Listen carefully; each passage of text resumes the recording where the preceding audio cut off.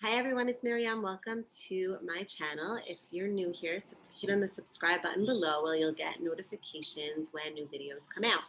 So today I want to discuss a little bit more about healthy giving, about codependency, and really how to step into healthy, godly giving in a rectified, holy way. And in order to do that, again, we always have to go back to the spiritual core, the spiritual DNA of the universe and within of ourselves in order to understand these divinely godly attributes, the sphirot.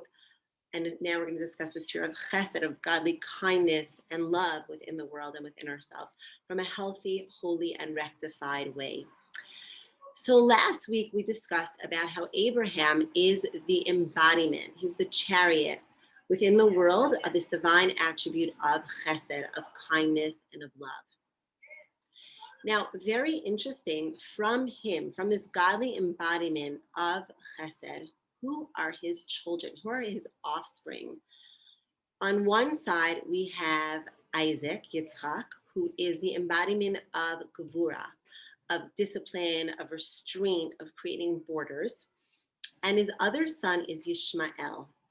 And Yishmael is really the essence of unhealthy, codependent, unrectified giving. So in order to really understand again about codependency, about unhealthy giving, we really have to look into what does the Torah and specifically the deeper dimension of the Torah say about Ishmael. And then we can really understand within ourselves the signs of healthy versus unhealthy giving. So what does the Torah say? The Torah says about Ishmael that his essence was like the shaft of the gold. That when a goldsmith, when he is refining or creating any bracelet or jewelry from the gold, what does he have to do? He has to take the gold and melt it. And from that melted gold comes out a shaft, right? So in spiritually, what does that really mean? That Abraham, he represents the divine attribute of kindness, of chesed. But when we take that kindness and we kind of like break it apart and boil it, what happens, what comes out of it is that excrement, the chaff, the unhealthy, kind of like unrectified version of the pure, pristine gold. And that is Yishmael. And what does the Zohar say about Yishmael? It says that he had this attribute of anger within him. Yishmael was a hunter, he was a warrior. And it says about him that he had this element of anger.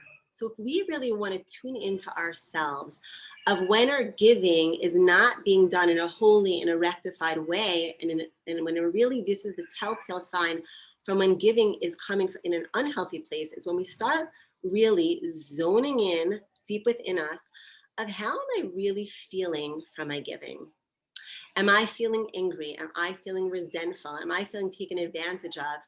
And then we know that's like kind of the bell that has to go off within us and be like, bing, this is the sign that we're giving in an unhealthy way. And when we're giving from a place of being depleted, like King David, again, we says about himself, that he's a kosi rivaya, that he's a cup that's overflowing.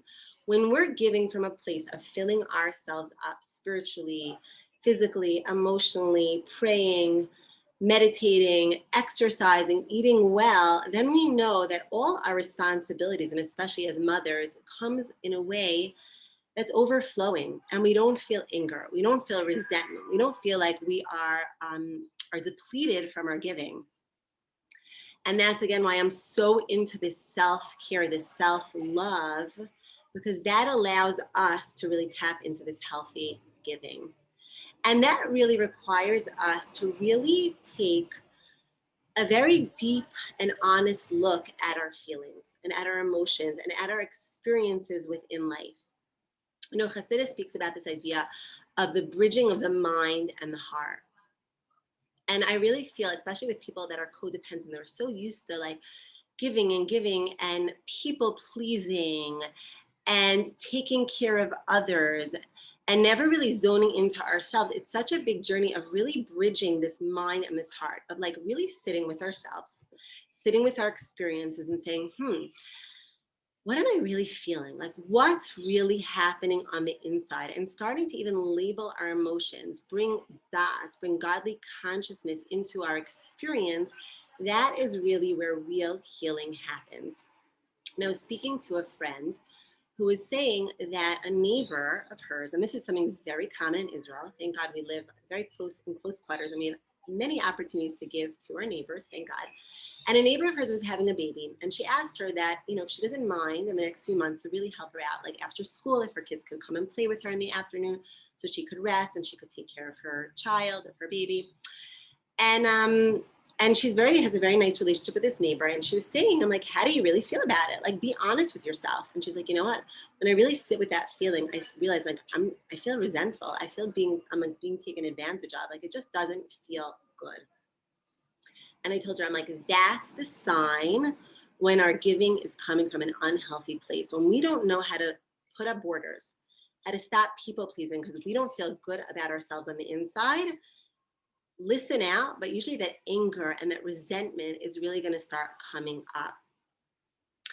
And that's really where a big part of the healing process really takes place. And if we really want to step into having healthy relationships, we have to really know how to create these healthy orders, healthy gvura, holy gvura, which is actually Abraham's other child, which is Isaac, really represents this idea of healthy borders. And people that are codependent, and we're going to speak a lot about this, don't know how to put up healthy borders. And I was telling my friend, like, it's so important for you that you say no, that no, I can't do this. Even though, again, we live in Israel and we don't have family around, and like, but to say no to her and to have her figure out other ways to help herself, maybe hiring babysitting help, getting a young girl to come in and help, is actually the biggest gift and the biggest chesed, kindness that you could do for her.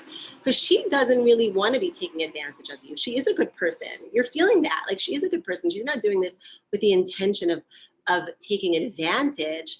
But if you're feeling the resentment within you, then it's actually a chesed, a kindness, loving yourself, to say no and to put down a border, but also it's the greatest love and kindness that we can actually do to someone else, is to not let them be in a place where they're acting in a way that is unhealthy for us and really unhealthy for them. And this is really the secret, again, I really feel, of having healthy relationships, is really being able to stop and say, look deep within ourselves and really say, what am I feeling? And really value ourselves. It takes a certain amount of self-love to really stop and say, like, what's really going on the inside? Like, people that are codependent, that are caretakers and people pleasers, are so used to kind of working on overdrive of just giving and giving and giving and giving, even to the point that it's like an addiction, because often giving, and when we're always in this mode of giving to others, it's an escapism for ourselves. It doesn't really allow us to have to face ourselves. And we're always being the givers. We're not really facing what's happening on the inside. And that's why it really says, V'ahavta l'reacha kamocha, that you should love a fellow like you love yourself. Because if we don't really do this work of self-love, of really stopping and saying, like, what's going on the inside, really valuing ourselves and our own worthiness, to say, like, what are these feelings that I'm feeling? And really feeling good about ourselves to say no, to put down borders with other people, then we can't really have intimate relationships with others. And I really see this with my family, because when I've been on this journey of codependent healing, I realized there was a big shift in my quality of love and connection to my husband and to my children. And, especially as a mother, I was always reading like all these parenting books. And I was a big bucky on, parenting experts and parenting books. And like, somehow things were just not working. Like, all the tools I knew intellectually, I knew all what I was supposed to do, but things weren't working. And I started realizing is that when I was functioning from this place of codependency, of like taking care of others and constantly being a caretaker, and I didn't come from a place of self-love, of really filling myself up, my kids felt it. So they didn't really respect me and respect my borders, because I really wasn't respecting myself. When we really love ourselves, automatically we give off this vibe of self-love. And it's really something energetic. All of a sudden I noticed, like, the same tools that I was using with my kids, like, all of a sudden, wow, they started actually listening. they actually started to help out around the house. The same words I was saying, the same lingo, the same tools I was pulling out of my toolbox, but they actually started listening and we actually started connecting. And I felt there was such a deeper vibration of love and connection in my home.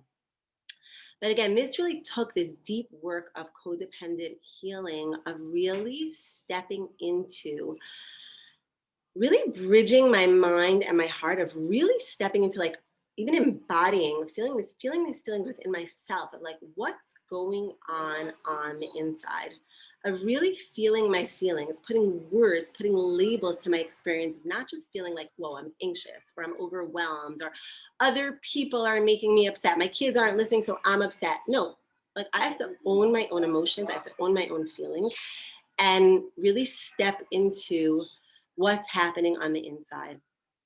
And again, with giving, again, the Torah says, the deeper Torah says that when we're giving from a place where we feel resentment, the Zohar says, like Ishmael, that is the telltale sign that our giving is coming from a codependent place, from an unhealthy place. And that's really when we have to put a border up with someone, step into more self-love, and then flow with healthy giving, healthy love, healthy bringing out healthy vibrations and healthy frequencies into the world and into ourselves. Wishing you a beautiful day, a loving day with many blessings.